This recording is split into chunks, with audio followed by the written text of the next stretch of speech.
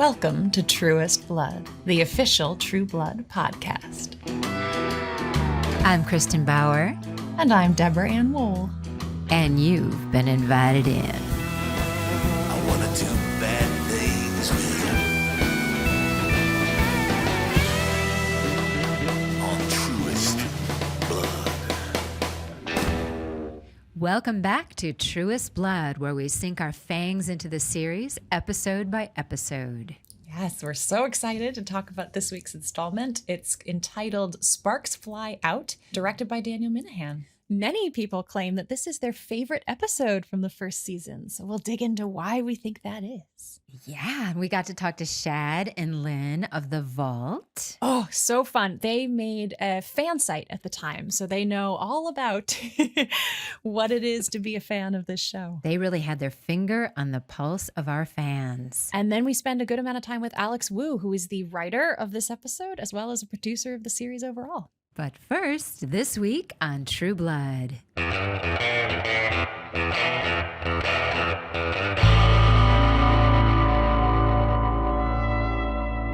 We pick back up with Sookie and Bill as they arrive at Grand's after their disaster of a date.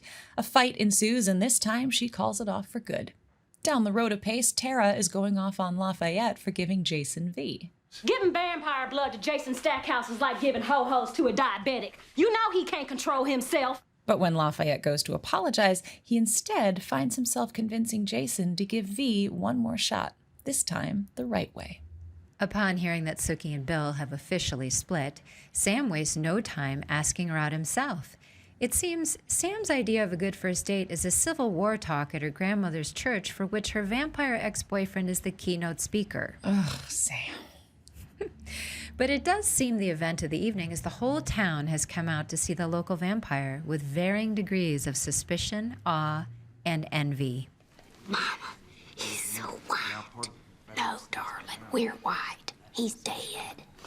While Bill wows the crowd with his stories, Sam doesn't fare so well on his date with Sookie. Jealous of her time with Bill, Sam lashes out. They're not like us. They could turn on you. And people can't. You're doing pretty good right now. Pretty much killing his chances at ever courting her again. Back at Merlotte's, Jason, high on V, professes his love for Tara, who is smart enough to see through him, and Lafayette serves up some righteous retribution to a table of hate-spewing local bigots.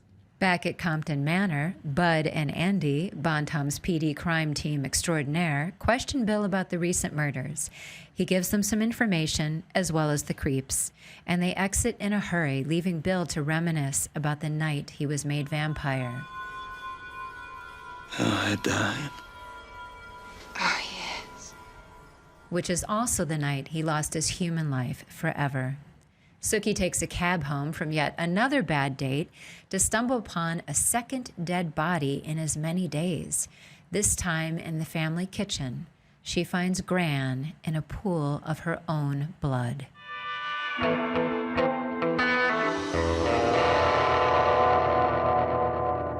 So I think we have to start this episode talking about something that many people have told us really solidified their love for the show, which is the flashbacks that Bill has this episode. Oh, they're really beautifully done and different because Beautiful. obviously we've been totally in the modern world. So now we have some historical pieces going on. yeah, what an unbelievable arc, because Yeah. gosh, it's so beautifully done. We see so much. We fall in love with Bill Compton, is the bottom line. I think so. You know, and think Sookie, you can so. see, I'm going to cry. She starts falling back in love with him. Like, it's so important for the entire arc of the series. It is. And I think for the whole town, you know, it is interesting that everyone's come out to see him. And I can't wait to speak with Alex Wu about the scene specifically because it's shot very interestingly. Yeah. There's a lot of different, you know, things that they're doing. Yeah. But in terms of the actual flashbacks themselves, they're very cool and unique. One thing that really struck me is that when they flash to wartime, it's beautiful broad daylight. Right. We're so used to seeing, you know, war scenes being dark and dim because that's our feeling about war. Yeah. And so they want the environment to reflect that. But there's something very True Blood about the idea that something grim and scary and awful can happen in the middle of the day in bright sunlight, and how realistic that would have been for fighting in Louisiana. And I guess I just realized that it was important because we're showing Bill in daylight. Yes, as well. I think you're right. As a human. Clever. Those darn clever writers. They're so smart. And it's so interesting, that whole sequence tying him to those people who were asking him and cared so much about their own ancestors. Yes. And he was there with them. So now he can't be the other. Right. It brings him into the community. And that's, part of what I think is so interesting about this episode is this idea of shared history, that, whatever your past is, we are all knit together by history and these experiences that we have had. And that really the best way for us all to come together is to share that history, good and bad. Yeah. Our regrets as well as our triumphs. It seems very Southern. I was wondering about that because I, as a Yankee, as a New Englander, I guess, I don't feel that same connection to my ancestors. But we've spoken about that before, that in the South and in these kinds of communities, you hold on to these stories and these heirlooms in a much more emotional way. So you can see how much it means to the community when he shares these stories. Watching that scene where everybody is fanning themselves, like it could have been 19 degrees, but they're fanning themselves. And I'm like, oh, it's the South. It's hot. It's ancestral. It's church, right? So we see him in a church. Right, which takes me right back to what we spoke about with Charlene, which was this brilliance of saying that, unlike the rest of vampire mythology, these vampires are not opposite to God. Right. As you can see, I did not burst into flames. We vampires are not minions of the devil. We can stand before a cross, or a Bible, or in a church, just as readily as any other creature of God. Yeah, I love that in listening to the commentary, Dan Minahan, who I was going to say, I think he's the only director I've ever worked with. When he gives a note, he comes over and whispers the note to you. He says it very quietly because, sometimes they yell from Video Village. Right. Kristin, don't do it like that. And we're used to it. The whole set knows you screwed up. But Dan comes over and says, I was just thinking maybe at the top if you could. So sweet. But he said that they found the prop master went and got those fans from another church that have Jesus on them. Yep, those were real and made for a church somewhere else, and they worked just perfectly. I know. There's so many layers to this filming. Yeah, and the turning, Bill's turning. That might be one of my favorite moments of the season. It's such a great twist that she's the predator. It starts out with him hammering on her door, and she's this woman alone in a cabin. And, again, talking about tropes like we did from the beginning, it's that perfect twist. We think we know what to expect, and it turns out that she is the danger. Yes. So some interesting things about that scene. It was meant to be shot in one night, but it ended up they weren't able to finish it. So the first night they were shooting this freezing cold, tiny little cabin somewhere in the woods. And, she's in just this little corset and thing. It's a rough night, I'm sure, for both of them. Yeah. And they only anticipated one day, but the spillover was a few weeks later. They built just a corner of the cabin so that they could finish just the shots they needed on stage. Wow. And I think that's always so interesting. Isn't it? Yeah, to go back and try to see could you see the seam?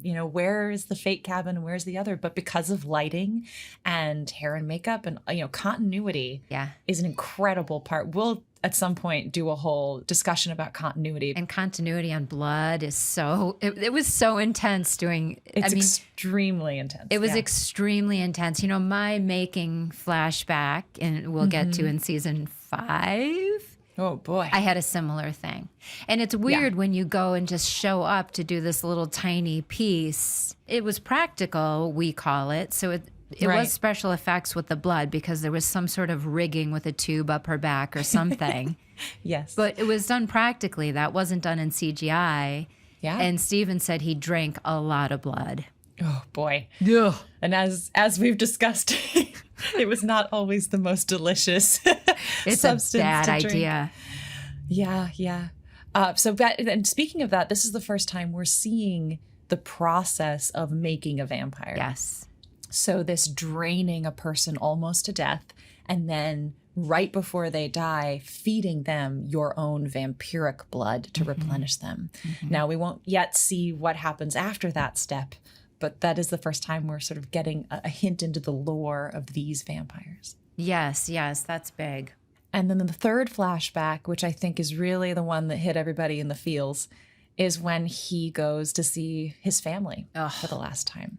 Just sees them on the porch, and the way that's lit, they almost glow. Yeah. I'm so impressed by that. Yes. Cinematic decision.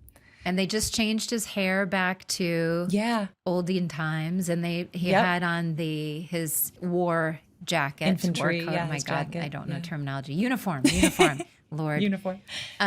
Right. And so for a moment, you're thinking we're in present day, and then and then he can't ever go back to them. It's such a perfect foil to that moment at the Glorious Dead meeting. They walk up to him and say, "This says W. Compton on it. Is this a picture of you and your family?" At that moment, especially having seen the later scene where he sees them on the porch and going back there, the impact of that someone's going to hand you a photo of someone you love so much that has been dead for 100 years or more that you had to leave behind. And those two scenes together just work on your heartstrings. I know. So perfectly. Really made me think about loss for a vampire, because he's been carrying that loss for 300 years. In a way, we're humanizing Bill, by one, seeing him as a human, but also he can still be a vampire, and we can see that emotional human side of him that has experienced loss, and it's made him, the vampire he is today. Yep, the lovable vampire he is today. Yeah. And we also see that magnetic pull of vampire and progeny. Yes. When Lorena moves to walk away, he kind of can't help but go with her. And again, that's another piece that shifts a little bit with our vampire Bible, our show Bible as we go on. But it's a really fascinating piece that they are connected in that way. Yeah. That's, of course, one of my favorite relationships is vampire and progeny. Well, we should talk about Mariana. I mean, she is so wonderful in the role. She's so glad that she comes back. And they bring her back over and over again. I know, and I got to do some scenes with her, and I can just look at her skin forever. I mean, she's just the perfect vampire. Yeah. Well, and her Southern accent was right on. Perfect. I believed wholeheartedly that she existed within that space in that time period. Yes. And she was menacing, but not in a cliche way. It had a real groundedness to it. I'm really impressed by her. I know, me too, because you and I hadn't watched the show at the time, and I watched the episode 3 times for today. That scene, she really stands out. She does. Well, and speaking of great actors, the other clear standout this episode is Nelsan Ellis as Lafayette. I mean, just magnetic performance. Every piece of it is pitch perfect. Yeah. Some of that is writing. Again, we'll speak with Alex about where that comes, but I think so much of it is just him and his power. Yeah, his brilliance. As an actor. He's just brilliant. He's just brilliant. And they talked about that in the commentary, that he showed up with the gold turban. Yeah. Yeah. And Audrey Fisher, our incredible costume designer, was like, he just showed up with that on today. And it's perfect. Right? And then he called everyone hookah. Yeah. Which becomes why Pam was a hookah, we find out in season 5, is because he called me hookah in a scene. Right. Right. Oh. That all came from his improvisation, my backstory. Well, and that's what's incredible about working on a series. And again, we'll probably do more on this, but how writers influence, obviously, what characters do, but then choices that actors make influence what the writers decide then to do. And you have to inspire each other, because it's a long show. It's a long show. You need inspiration. So that first scene we have really with Nelsan is he's guiding Jason on how to do V. And it's just, he's hypnotic, he's sexy. Their relationship is a really interesting foil, because they're kind of opposites, but then they love each other so much Yeah. that it's a beautiful bit. But he has this one line that is just like, That whole speech really, it's just like, yeah, warm liquid down your spine. yes. Our blood sustains life. This blood is life. One drop. That's all you need. Can't be greedy.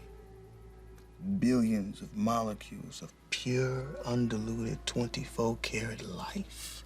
I mean, are you kidding me? Are you kidding me? And the look on Ryan's face, oh my God. Jason's face when he hears that speech, he's, I don't know, a kid that just saw Santa, walked in the room and there was Santa. It just...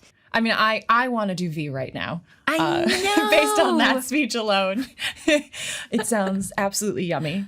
I would do pretty much anything Lafayette told me to if he did it in that voice. I did have the funniest kind of like weird actor moment because I thought, yeah, my blood is 24 karat. Like, and then I was like, no, wait, I'm a human watching a show. You're not actually but I played the vent, but I really felt like he was talking about me. Yeah. I was like, damn straight. When in that same scene, he talks about how you can sense a vampire's personality through the blood, that for him, because it's a younger vampire's blood, it has some wildness to it. I just think, I mean, what a great piece of lore for this. Yeah. So then on the converse, we've seen slow, seductive Lafayette. We also get this iconic, again, many people's favorite moment of the entire series. Yeah. The AIDS burger scene. AIDS burger. Ladies and gentlemen, we present to you the AIDS burger scene. Excuse me. Who ordered the hamburger with AIDS?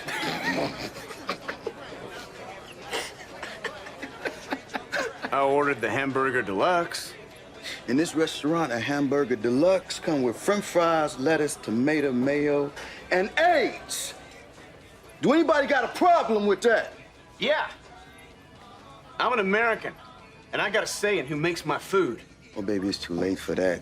Faggots been breeding your cows, raising your chickens, even brewing your beer long before I walk my sexy ass up in this motherfucker. Everything on your goddamn table got AIDS. You still ain't making me eat no AIDS burger.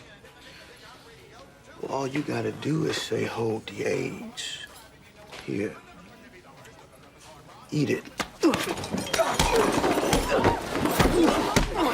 Whoa! Bitch, you come in my house, you gonna eat my food the way I fucking make it. Do you understand me?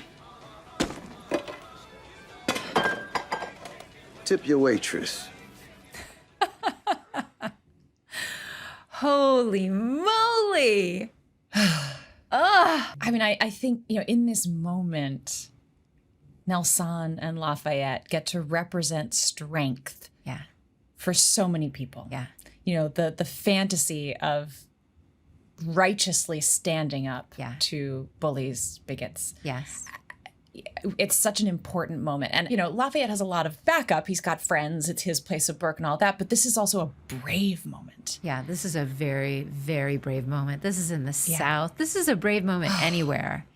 Yes. He's at work. So, it calls me back to that moment, too, where at the very beginning when Tara's banging on his door and he grabs a baseball bat as he walks up to the door. And, he sells drugs. He's he's doing prostitution. There are lots of reasons he might need a baseball bat, but not least of which is the fact that he is a gay Black man in the South who is very out and proud. Yeah. And that is going to bring some attention his way. And, that idea that he lives with a baseball bat at the ready, right? What a terrifying but brave life that must be. Terrifying but brave life. So to see him, I think that moment, the acting is just specific and has levels. Mm-hmm. Again, he's angry the whole time, but that doesn't mean he shows it the same way. Mm-hmm. It's just a master class. It's a 1 and 5 second master class in acting. It really is. And how he takes his clip-on earrings off. Yep. When he decides he's going to go confront these guys. Apparently that was something that he got from a family member, his auntie or something. When she took off her clip-ons, you knew you were in trouble. It got serious. And it works perfectly for it. And, Alan had said something about making sure that as a gay man represented in television, that he was also tough. And this is such a perfect example to go from this hypnotic, sensitive Lafayette to I'm going to, beat up the bigots Lafayette. It just shows this huge range of this complex character. Yeah, it's amazing what writing and acting can do together in a minute. Yeah. Well, last but not least, we have this incredible cliffhanger. Sad, I think a huge surprise for anyone who didn't read the books. Yeah. Which is the death of Gran. The murder of Gran. Sookie walks in and slips in Gran's blood. Yeah. And it's such an interesting contrast because, as we mentioned in the recap, this is the second dead body she stumbled upon in 2 days. Yeah. So Sookie's having a heart. She's had 2 bad dates and 2 dead bodies. I know. And we forget that because in our life, it's been 2 weeks since we saw, when you watched it every week. It's been 2 days. 2 days for poor old Sook. But to contrast her reaction to finding Dawn, Dawn, it was that more classic horror movie reaction of a big scream. Mm-hmm. And in this one, she's stunned into silence. Mm-hmm. And, I think that does tell a different story about what her feelings were for Gran. I know. Gran is just kind of the perfect human. She is. She's that voice of reason and that open heart. I think that this show was really trying to inspire in people. Even Sookie closes her mind a bit this episode. She decides that she and Bill are too different and that because he's a vampire, they can't possibly ever get along. And Gran has kind of the perfect piece of advice for that. Well, I know that if I had a chance to know somebody who'd experienced the world differently, I'd see it as a blessing and not something to be scared of. Perfectly put. Isn't it just wonderful and so sweet? And I can't wait to talk to Alex Wu. I have to start off by saying you killed Gran. I know, you killed Lois Smith. You killed Lois Smith. Yeah, this is a big episode. It's a big episode. Well, we will get more into Gran next week as we deal with the repercussions of her death. Yeah. But now for a quick bite.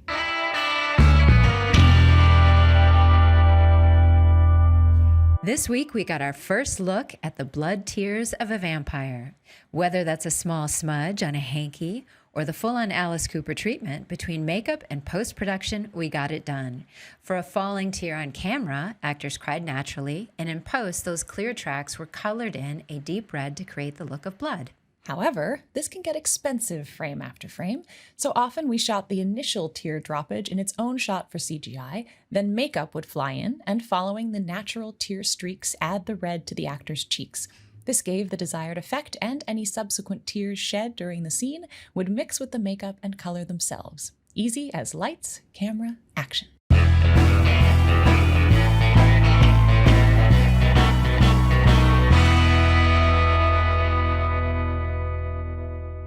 Well, we've been talking a lot about how this episode is really a favorite amongst the fans and really, a moment that people fell in love with this show. Yes, fell in love with a few of the characters. Bill, for sure, in the flashbacks. And we got a chance to talk to Shad and Lynn Doherty. Yeah. Who were so... Of the Vault, one of the Pam lines. Yes, the Pam. So if you're not aware, The Vault was a highly influential fan site during the, all 7 years of the series and beyond. Yeah. And we're so lucky that we got to speak with them because it was a really unique fan experience. That they created. Yeah. And here's Shad talking about the moment she fell in love with the series. I was rewatching the first season, of course, and a couple of scenes stood out to me, and I always loved the flashbacks. I have to come back to Bill. Yes. Is when he tries to get back to his family. Yes. In his flashback, and he knocks on the door of Lorena, and she decides to make him a vampire because he is a good, honest, loyal man. Yes. And that's why she wants him. Yes. And that's where, we've touched upon it before, the great tragedy of Bill comes from. Yes. He was on his way home. He survived the Civil War, and he runs into this vampire that wants him because he has a good heart. Yes. And I think that is at the heart of the struggle that Bill has. She's not alone. So many of us felt that moment that we've talked about in these incredible, the way the writing and the filming captured this incredible being that Sookie and us fall in love with. Well, but what's incredible is that, many fans feel this experience, but Shad and Lynn took this unprecedented step of starting a fan site. She had to learn how to build a website. She'd never built a website. And Lynn moved across the country. She literally moved to California in order to dedicate time to this site. Yeah. So, I mean, you want to talk about super fans. This is sort of the definition of that. Yeah. You're going to talk about how much we raised for charity, though, right? I want to say how much we raised because I'm very proud of that. Please do. And we had that merchandise that we designed ourselves. I don't even know with how many cast members we worked for charity, who signed.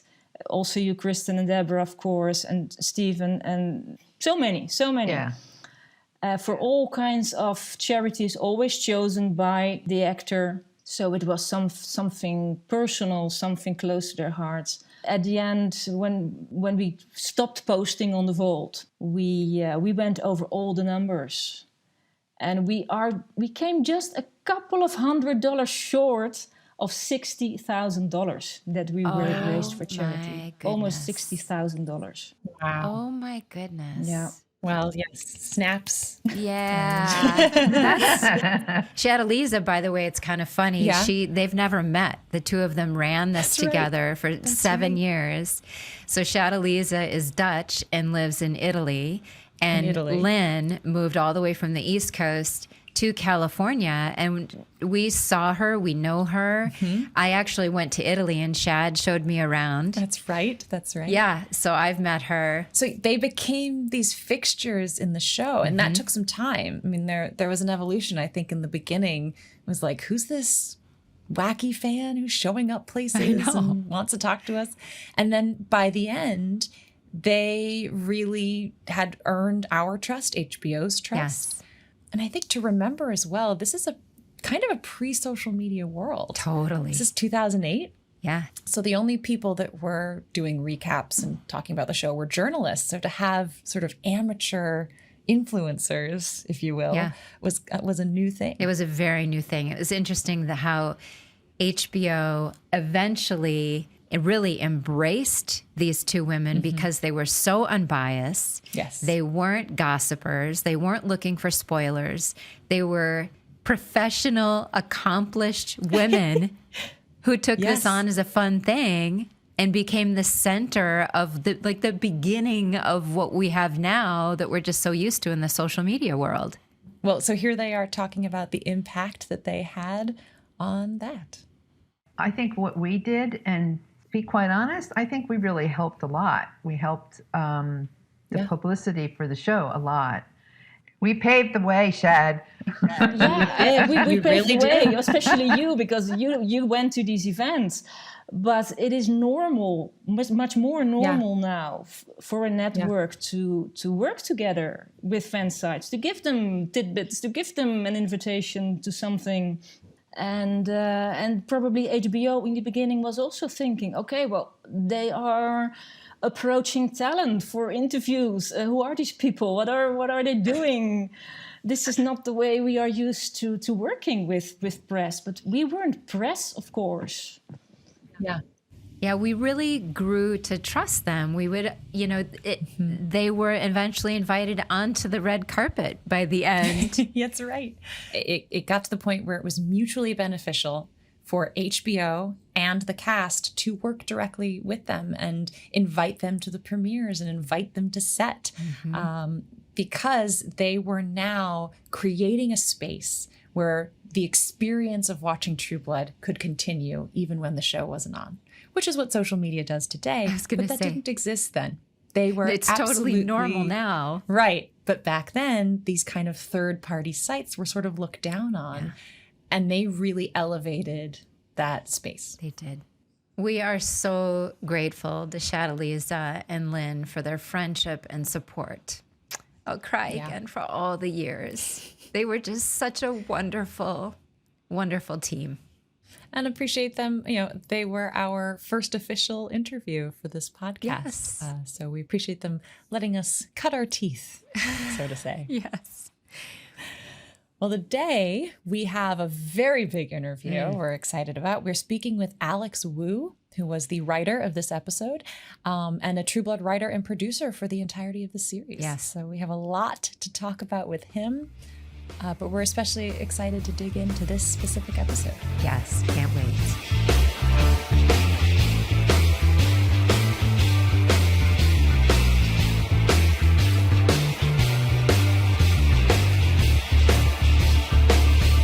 Oh my gosh, Deb. So where do we start? Because we have a whole arc of a series we want to ask you about, but the episode we're on is 105. But yeah, so we can start with, how did you get involved with the show? Oh my goodness. Do you remember? I'm getting old. Aren't we all? We all are, yes. I'm closer to the end than I am to the beginning, so you'll have to bear with me. Alan, you'd have to ask Alan why he chose the writers he chose, but I think he has an affinity for playwrights, and the sample that he read was a farce that I had written. In fact, all of my stage plays are farces. I've weirdly, my entire television career has been writing drama, but all of my stage work has been comedy. And it was a play set in the Deep South in the 1832, I believe. And wow! And I guess he liked the voice of it. He thought it was funny, and I kind of like True Blood the best when it was funny. So I know, me too. Yeah, so I guess he took a liking to it, and we met, and for whatever reason, we clicked, and I got the job, and I'm so grateful for it. Otherwise, I wouldn't know you. That's right. We wouldn't. When I did a reading of one of your plays. Yes. Which was also a farce. Very farcical. Yes, it was. We have talked a lot about the fact that the writers, the actors, everybody involved had to be so rooted and grounded. Otherwise, the stuff would have seemed completely ridiculous. But we had to play it for real.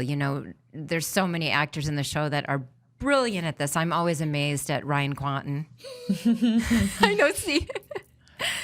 I just watched the episode for the first time in was 2008, so 13 years, and it was like a Ryan Quanten masterclass in comedy. I mean, so many other people were brilliant, brilliant in so many ways, but Ryan was the one who filled every single moment with something that wasn't a line that I had written. It wasn't a direction that Dan Minahan had given him. He just filled it with something. And that, to me, was one of the greatest treats of rewatching the episode for me. Yeah. That makes me want to jump ahead all the way to I know. What is that like to write something and then you're on the set, but then you see the first edit? I mean, it must be really thrilling in a way to see this stuff come to life by someone like Ryan Quanten, who fills every second.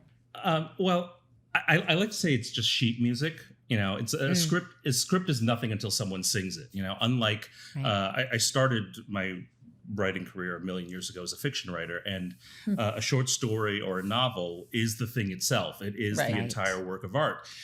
A script, a teleplay or screenplay is a blueprint for the thing that is actually going to be the work of art. So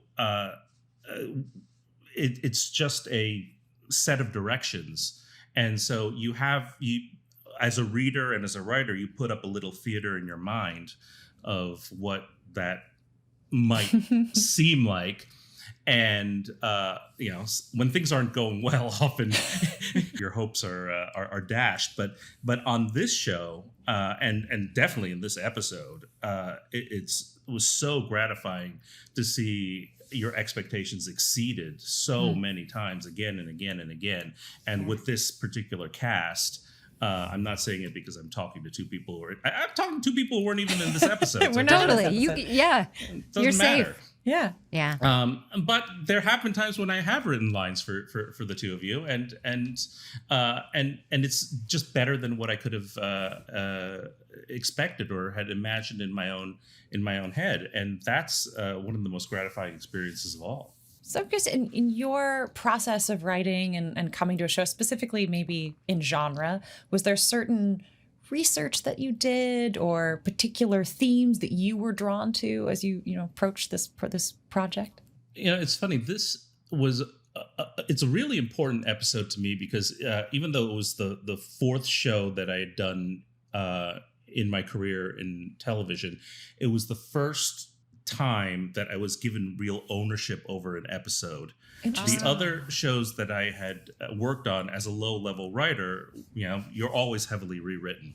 Right. And one of the first things that Alan said, in fact, in that initial meeting I had with Alan, is says, I hope to rewrite people very little. And I might do a little bit more at the very beginning, but I hope to rewrite very little at all. And that empowers a writer a great deal. It confers a great deal of responsibility, but you take it a lot more seriously. You don't feel like, well, all right, someone's just going to rewrite me. I'll just give them a bunch of suggestions and let the showrunner do whatever they want to do with it. In this case, I kind of knew that whatever I wrote was going to appear on screen, and I felt a really deep responsibility to make it good with whatever abilities I had at the time.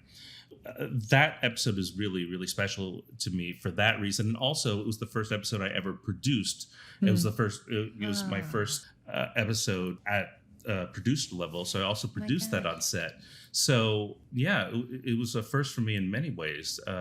So it's very special to me. It's such a special episode. We've been interviewing people, and so many people say it's one of their favorite episodes. I mean, I don't even know. Do we go to Civil War or the AIDS Burger? I mean, two huge characters of this show people fell in love with. Yeah. It's funny. I was thinking about this a lot, in the last 45 minutes because I just watched the episode earlier today. Let's be honest. But the AIDS Burger episode scene was conceived by Alan. Sure. He had the idea of people returning a burger to Lafayette because it might have AIDS, and it was going to fall wherever it was going to fall in the season. Yeah. And when it came time to divvy up the episodes, whoever was writing what, no one wanted the Civil War episode because there might be a lot of research involved, but it did involve that AIDS burger scene. And I said, it's one of those rare times. It's like, I know exactly how I'm going to write that. I know exactly how it's going to, how it should play.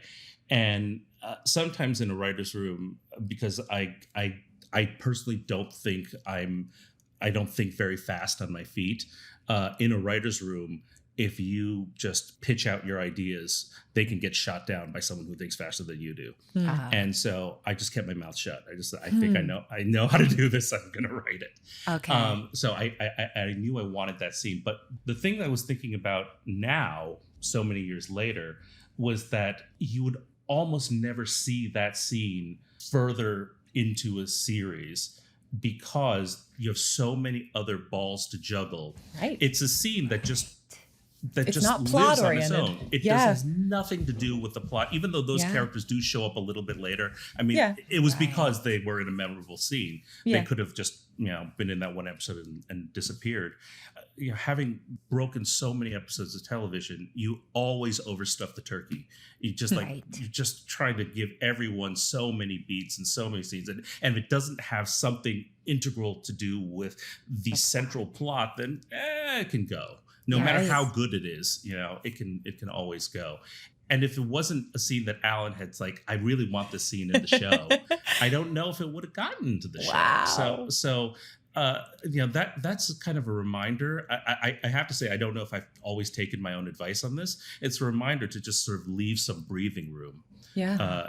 In an episode of television, because you want, I only have so much time. I only have so many scenes, and I've got so many characters. But that AIDS burger, some people say it's their favorite of the entire run of the show.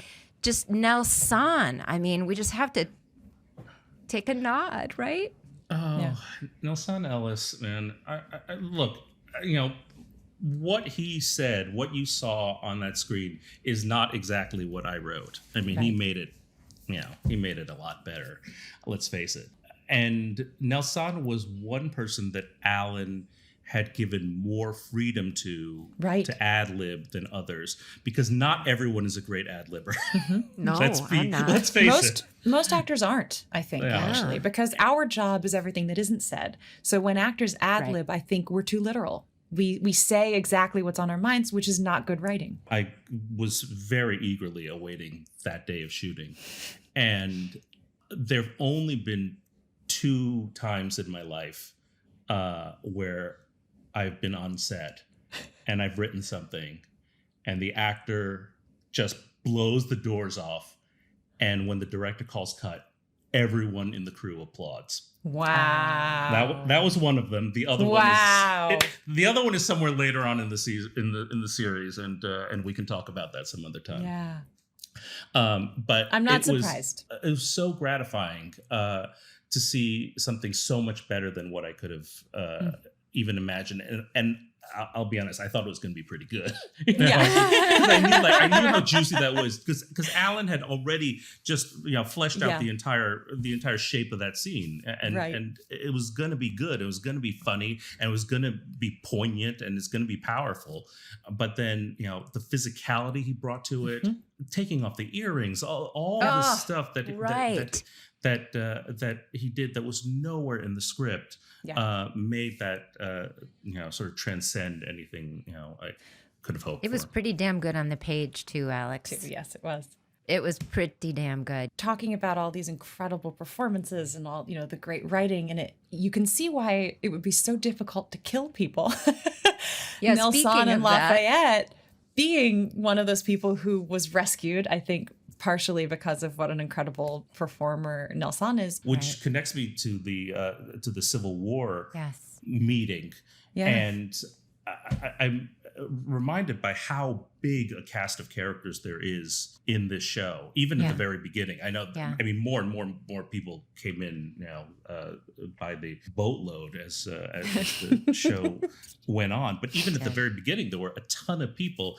And having started a number of shows now, I know that's very, very hard to ground these characters. And the Civil War meeting was an opportunity to do these tiny little scenelets, these like 2 or 3 line scenes that gave you a sense of who Maxine Fortenberry was, who Terry Belfleur was, who Gran was, who people who haven't had huge scenes. Yeah. One thing I noticed about that scene, and let me know if this was in the script or something you and Dan talked about, but Bill is talking through most of that, but you spend most of that scene looking at the listeners.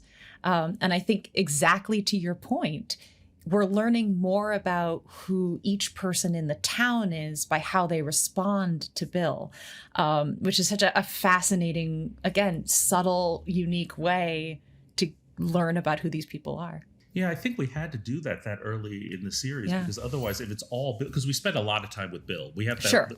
We can do the flashbacks, and giant flashbacks with Bill. So I mean, it's his origin story. So we learn a ton about Bill. But if you dominate that meeting with Bill, then I think it's a lost opportunity to get to know the entire ensemble, and it's an ensemble show. It is. Those lines like, no, we're white, honey, he's dead. Like we get Arlene, right? And then when Terry goes up to Bill at the end and is like, hang in there, man. Yeah. What a gift that cast was. I mean, my God. Right? But you did, however, have to kill Gran. With Gran, I mean, we only had Lois for so many episodes, so it's we would have loved to have her, but there's something that is so integral to Sookie's character that she's kind of alone, alone in that house, and and there's no one she can really ever fully trust, and that death sort of comes out of nowhere. Yes. As it does in the book, by the way. So it's not like we can take any credit at all for it. It's a shocking, as it does in real life. When horrible tragedies happen. While we're on the subject of Nelsan, they happen out of nowhere, and they happen in unexpected ways, and you're full of regret of the last time you see someone and the last thing you say to them. And so it was important in that episode for Sookie's last line to Grant to be just something completely, a throwaway. It's like, I'll see you later. It was, it wasn't going to be something like, if I never see you again. Yes, I've always loved you, Grant. I've always loved you. It's I'll see you tonight. Yeah. And the way her feet slip in the blood when she comes in, it's definitely it's a big episode, and the Civil War stuff is like, boy, that covers a lot of ground. And so we fall back in love. We fall in love with Bill really kind of for the first time. He's sexy and he's a vampire. Right. But now he's Southern and he's part of this town. And Sookie sees another side sitting there with Sam. And well, you see his humanity, right? To humanize him. You have to sort of humanize him that episode. And the way he's, made into a vampire. That sequence I thought was I'd forgotten about it. So good though. It was just having the first time we met Lorena. In that episode, and Mariana's just just so luminous. She is in that scene. I think it helped Bill's character a great deal because he's so portrayed as an other in this world by all the humans, at least in the show, and then you get to see him as a person, and the moment he becomes a vampire, and I think that helps his character a great deal going forward. It does. It really did. I'm curious about the South and their relationship to the Civil War and that history, and as even Bill being a Confederate soldier, and he has an interesting line that you gave him about being of a lower station. They weren't as aware of the political and sort of the reasons behind the war. But I'm curious, like that balance, telling a sympathetic story about a Confederate soldier and all of these people who lost people in the war. And essentially, there's a tricky balance there to be honest to what the Southern experience would be. And, there's a moment of terror watching them put up the Confederate flag. And, I like that is present, that's there at the same time that we're sort of honoring as well as acknowledging the controversy of that. Yeah. I think, if we were making that episode in 2021, we might have made a bigger thing out of it. Maybe. In 2008, Tara is the only one who's even conscious that hanging a Confederate flag is a thing. Yeah. It is absolutely no big deal to anyone else in that world, in that time, in that place. Yeah. It probably in the context would have been a bit disingenuous to make a big thing about it. That was my feeling. With those white characters. Exactly. Tara would have been the one who would have she didn't say anything. But we do have a shot of her, and Rutina can do so much with her eyes. Right. She knows we know exactly what she's thinking. In this episode too, that I always think about what it must be like to be in the writer's room. I don't know if you had to think about this, probably less so as the season that went by and there was more money to be spent. But like that one moment where she's in Merlotte's behind the bar and it's that huge fantasy scene, like for 2 seconds on film. Yes. And there wasn't a ton of CGI in the show at the time or ever really. Do you just right away in the writer's room, when in later seasons, it gets crazier and crazier, and it was expensive. At the time, that early on in the series, we weren't ever told you can't do that. Wow. We did, I believe, at the end of the first season, go wildly over budget. Okay. So at some point, someone looked at the bottom line and thought, "Wait a second." But then the show starts doing well, and it's like, okay, well, it's the biggest hit you've got, on HBO. Right. Until Game of Thrones comes around, let's spend our money Go here. for it. Yeah. Well, in those moments, we listened to the commentary, and Dan was talking about how hard it was to get that one drop of sweat to go down Rutina's neck, perfectly timed. And as an audience member, you don't think about it. Even I watched the episode without the commentary, and he's tripping and he sees the sweat and he's attracted. But Dan said, oh my gosh, it was so much work. Then the garlic press, they used banana instead because it read. wouldn't. Yeah. Right. So all of these things that writers just write, and then everyone else has to figure it out. I had forgotten about both of those things. Uh-huh. The garlic press is something that it just banana does make more sense. It does, doesn't it? It oozes better. It oozes better. Drop of sweat. I don't know why we didn't do that digitally. I mean, these days you would totally do that digitally every single time. The one thing I do remember, and this might be too embarrassing to Rutina today, but there is, when you see the drop of sweat, you see she's a little birthmark there. Yeah. Okay. I believe in real life she has 2 birthmarks, and we removed one digitally because those 2 birthmarks look just like fang marks. Oh, interesting. Wow. I remembered that. That is something I remember. One of the things I really appreciated and enjoyed about True Blood is that the outlines of these episodes were like 2 pages each. I mean, they were incredibly short outlines. We would send it, HBO would want an outline, but it would be like 2 pages. It's tiny. It's hard to imagine now because outlines are now like 30 pages. Okay, the synopses on Wikipedia are 4 pages long. Yeah, they were like one sentence, like Lafayette, returns an AIDS burger. I mean, that's all that is. But wow, I'd rather it be that than have every single beat written out, for me before I even get to the computer. Yeah, and the audience may not know, but it's a minute a page, basically. So a script will be 60 pages. Yeah. So a 2-page outline from the network gives the writers an incredible amount of creativity. I think that's so rare. And the other thing that I never experienced before True Blood was that the script we would read at the table read would be the one we shoot. I don't think I had one line change ever, and I've never seen that before. I mean, the rewrites on network shows are so staggering. Yeah, HBO and Alan, that combination probably was what allowed that to happen. You did not have very many people meddling with the show. Meddling is the word. And I know from experience, when you have someone who has that much clout and carries that much weight, it makes your life so much easier. Right. You don't have a million people coming to poke and prod and try to do things. Almost to that end, did you feel a difference not only from HBO, but even just within yourself and in the writer's room from when it was a new show to when you were like, oh, we have a hit on our hands?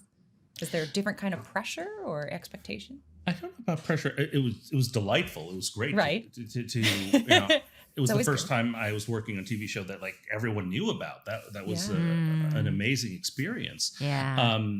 What made it better for me was that we got to know all these characters and the actors playing these characters better with each successive season, and you could write for those voices. You could write exactly, you knew exactly how it was going to sound in each actor's mouth. And that is an enormous luxury to have that you don't often have in the first, the first season of a show. You're kind of guessing, you have a kind of general idea of what Pam might sound like, but you don't know who's going to play Pam yet. So you just kind of write a few lines. But then when you know who it is and you know how they deliver a line, you can kind of write towards them, and that became an enormous luxury for us in successive seasons with our core cast. On that note. So happy we got to take that ride with you. And yeah, I know. It's so nice to see you. It's so nice to see you. You too.